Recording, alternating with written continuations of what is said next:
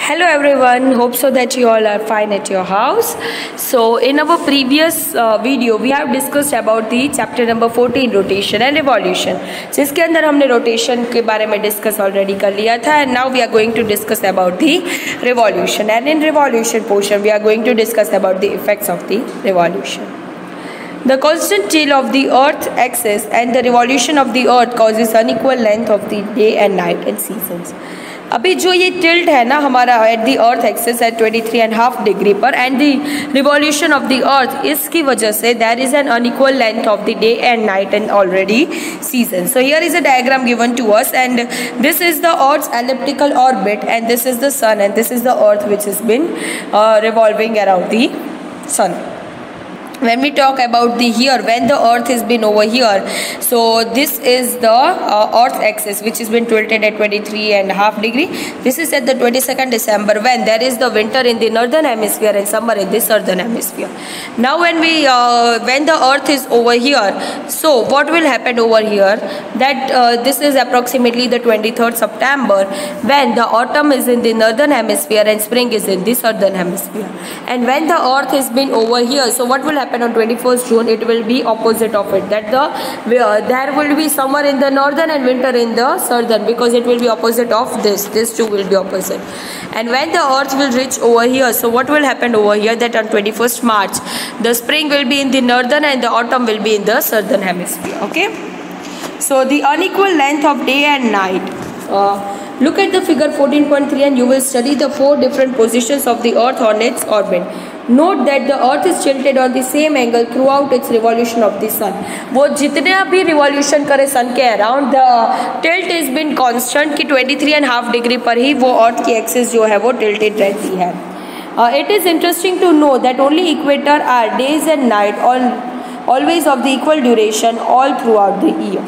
मतलब इक्वेटर ही एक जगह है जहाँ पर डे एंड नाइट पर इक्वल ड्यूरेशन के होते हैं पूरे साल पर. Other everywhere the day and night are of not equal timing, मतलब इक्वल नहीं होते हैं इक्वल ड्यूरेशन के. Moving further, seasons क्या है? The occurrence of the seasons and the changes caused by revolution of the earth around the sun which causes unequal length of the day and night. अभी जो अर्थ जो है वो revolution कर रहा है, उस वजह से क्या होगा, that it will cause about the unequal length of the day and night. और जो टिल्ट है उसकी वजह से seasons are being occurred. There are 4 seasons that we experience during the course of the year. The 2 hemispheres which are having opposite seasons, because दो hemispheres है northern and southern, लेकिन उन लोगों की ऑपोजिट सीजन्स ही होगी. जब नॉर्दर्न हेमिस्फीयर टिल्ट होता है सन के पास, तो क्या होगा, सर्दर्न हेमिस्फीयर उससे दूर जाता है. So it will be always opposite of the seasons experiencing in both the places. जब सर्दर्न हेमिस्फीयर सन के पास टिल्ट होता है तो नॉर्दर्न हेमिस्फीयर दूर जाता है. So it is very obvious कि दोनों के बीच में ऑपोजिट ही होगा.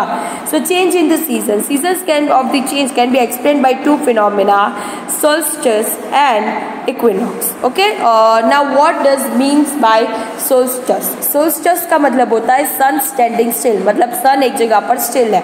और इक्विनॉक्स का मतलब है कि इक्वल नाइट्स कैसे होगी, इक्वल होगी.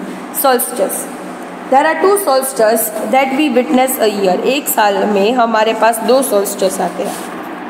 कब और कैसे? समर सोल्स्टिस कब होता है? और 21 June the north pole is tilted towards the sun and the sun rays fall directly on the Tropic of Cancer. 21 जून में नॉर्थ पोल जो है वो सन के पास एग्जैक्टली टिल्ट होता है और सन की rays directly Tropic of Cancer में फॉल होती है. This position of the earth को हम कहते हैं समर सोल्स्टिस. और इसमें क्या होता है कि it is the summer in which northern hemisphere. अभी आएगा हमारा 21 June, then at that time there will be summer solstice, क्योंकि उस टाइम पर क्या होगा, that it is the summer in the northern hemisphere में समर होगा. It is the longest day of the northern hemisphere. ये कैसा डे होगा? It will be the longest day. Are you understanding what I mean to से? ये सबसे लंबा दिन होगा पूरे साल का. During the summer time the days are longer and the nights are shorter in the northern hemisphere. जब समर टाइम होता है हमारा तो दिन लंबे होते हैं और रात छोटी हुआ करती है. So that is about the summer. The region between Arctic circle and north pole receives the sunlight 24 hours a day and a few months as the sun never sets. मतलब आर्टिक सर्कल के पास ऐसी जगह है, north pole में ऐसी जगह है कि वो सनलाइट को 24 आवर्स लेती है और उस टाइम पर उन सन कभी सेट ही नहीं होता है। देयर इज 24 आवर्स डे, मतलब रात ही नहीं होती है, सिर्फ दिन ही दिन होता है। And during this time in the winter in the southern hemisphere there are nights are longer than the days, मतलब तब दिन ही नहीं होता, रात ही होती है। और ये मैंने यहाँ पर आप देख रहे हो, यहाँ पर ये जो डे एंड नाइट है, यहाँ पर आधा दिन आधे प्लेस पर दिन होते हैं, आधे प्लेस पर नाइट होते हैं, but here the every time मतलब पूरी रात होती है and here it will be पूरा दिन। Okay, there will be no night over there and there will be no day over there. So winter में सर्दर्न में no night, always night, and arctic circle north pole में there will be day. Region between Antarctic Circle and the South Pole is always in the darkness for few months and does not see the sun. Antarctic Circle के पास का जो reason है वो और south पोल का, वहाँ पर कम्प्लीटली डार्कनेस होती है, वहाँ पर बहुत महीनों तक डार्कनेस रहती है, वो सन को देखते ही नहीं है। So what we have discussed was about the summer solstice. Now we are going to discuss about the winter solstice. On 22nd December को क्या होता है कि सन की जो रेज होती है वो वर्टिकली फॉल होती है ट्रॉपिक ऑफ कैप्रिकॉर्न पर, एंड द सर्दर्न पोल जो है वो सन की तरफ टिल्ट होता है and the Tropic of Capricorn को डायरेक्ट सन की रेज मिलती है। तो इस पोजिशन में क्या होता है, दैट फॉल्स ऑन द 22 दिसंबर को हम विंटर सोल्स्टिस कहते हैं, और इसमें नाइट्स आर दी लॉन्गर। 22 दिसंबर को नाइट सबसे ज़्यादा लंबी होती है और दिन सबसे ज़्यादा छोटा होता है। आर्टिक सर्कल और नॉर्थ पोल के बीच में कंप्लीटली डार्कनेस होती है 24 आवर्स तक, मतलब कि बहुत सारे महीनों तक सन दिखाई ही नहीं देता है Arctic circle and north pole में। विंटर सोल्स्टिस में और समर सोल्स्टिस में एंटार्क्टिक सर्कल और साउथ पोल में सन बिल्कुल नहीं दिखता। So you understood how it happens? During this time, the southern hemisphere experiences summer as well as the vertical rays of the sun are on the Tropic of Capricorn. Tropic of Capricorn पर जब सन की raise होती है, at that time summer hemisphere जो है वो southern hemisphere पर summer होता है, and days are longer rather than nights in the southern hemisphere at that time. And 22 दिसंबर को सबसे लंबा दिन होता है। Places where Antarctic Circle and the South Pole experience 24 hours of the daylight for few months। और इस time पर क्या होता है कि एंटार्क्टिक सर्कल पर दिन ही दिन रहता है, रात नहीं होती है। Summer solstice and winter solstice दोनों में डिफरेंस क्या है, ये चीज़ ना आपको बहुत काम आएगी। नंबर फर्स्ट वन है समर सोल्स्टिस में क्या होता है कि नॉर्थ पोल जो है वो सन की तरफ टिल्टेड होता है और विंटर में कि साउथ पोल जो है वो सन की तरफ टिल्टेड है। समर सोल्स्टिस में सन की rays directly Tropic of Cancer पर गिरती है और विंटर के अंदर वो डायरेक्टली ट्रॉपिक ऑफ कैप्रिकॉर्न पर गिरती है। समर सोल्स्टिस में समर होता है नॉर्दर्न हेमिस्फीयर में, दिन बड़े रात छोटी, और विंटर सोल्स्टिस में क्या होता है, सर्दर्न प्लेस पर समर होता है और वहाँ पर भी दिन बड़े रात छोटी। ये आप देख रहे हो हेमिस्फीयर बदल रहे हैं। Are you understanding? 21 जून जो है वो नॉर्दर्न हेमिस्फीयर का सबसे बड़ा दिन होता है और सर्दर्न हेमिस्फीयर का सबसे बड़ा दिन होता है 22 दिसंबर। अभी जब यहाँ पर समर सोल्स्टिस की बात करते हैं तो उस रीजन में आर्टिक सर्कल और नॉर्थ पोल में हमेशा दिन रहता है कई महीनों तक, और जब विंटर सोल्स्टिस आता है तब Antarctic circle and south pole के बीच में दिन रहता है कई महीनों तक। So this is the main difference between summer solstice and winter solstice. Now we are moving to the equinox. Equinox क्या है? We witness 2 equinox a year, एक साल में 2 इक्विनॉक्स आते हैं। इक्विनॉक्स जो है वो एक लैटिन वर्ड में से आया है which means the equal nights. क्या मतलब होता है उसका? Equal nights. सो 2 इक्विनॉक्स होते हैं, ऑटोमिनियल equinox, okay, autumnal equinox. As the earth starts moving from the June position, every day the duration of the sunlight decreases in the northern hemisphere till 23 December when the sun's rays are vertically overheaded the equator.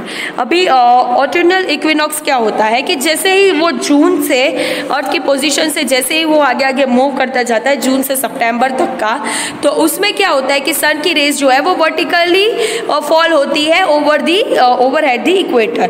और यहाँ पर ना ऑटोमिनियल autumnal equinox होता है, मतलब कि यहाँ पर दिन और रात एक जैसे होते हैं। How the days and night are, days and night are equal, 12 hours each all over the earth, पूरे अर्थ पर दो 12 आवर्स होते हैं। ऐसा नहीं कि दिन बड़ा रात छोटी, रात बड़ी दिन छोटा, ऐसा कुछ नहीं। देयर इज 12 आवर्स ईच, दोनों सेम होते हैं। और ऑटम के टाइम पर हीट जो है वो मॉडरेट होती है और वेदर जो है वो कूल होता है। सितंबर और अक्टूबर में ऑटम मंथ्स में ऑटम मंथ्स होते हैं नॉर्दर्न हेमिस्फीयर के, एंड स्प्रिंग होता है सदर्न हेमिस्फीयर में। वर्नल और स्प्रिंग इक्विनॉक्स, अभी ये जो होता है ना, ये दिसंबर के बाद होता है। आफ्टर दिसंबर विंटर जो स्टार्ट होता है नॉर्दर्न हेमिस्फीयर में, and till the earth moves from the southern hemisphere to its March position. Okay, तो 21 मार्च तक, दिसंबर से मार्च तक का सन जो है वो वर्टिकली शाइन होता है इक्वेटर पर, और उसे हम कहते हैं स्प्रिंग इक्विनॉक्स, और यू कैन से वर्निलर इक्विनॉक्स। और यहाँ पर की जो जगह है ना, and all the places over again have equal hours of the day and night. तो दिसंबर से मार्च तक equal day and night, and from June to September there are equal day and night. During the spring weather जो है वो warmer होता जाता है। मार्च एंड अप्रैल जो स्प्रिंग मंथ्स है वहाँ वो नॉर्दर्न हेमिस्फीयर में होते हैं, और सदर्न हेमिस्फीयर में ऑटम होता है फिर उस टाइम पर। ओके, जब वहाँ पर स्प्रिंग होता है उस टाइम पर सदर्न में ऑटम होता है, means it is always opposite. Northern में अगर समर होगा तो सदर्न में विंटर होगा, और अगर नॉर्दर्न में स्प्रिंग होगा तो सदर्न में ऑटम होगा, अगर नॉर्दर्न में ऑटम होगा तो सदर्न में स्प्रिंग होगा। So this was all about our chapter number 14, rotation and revolution. In our next video we are going to discuss about the exercise.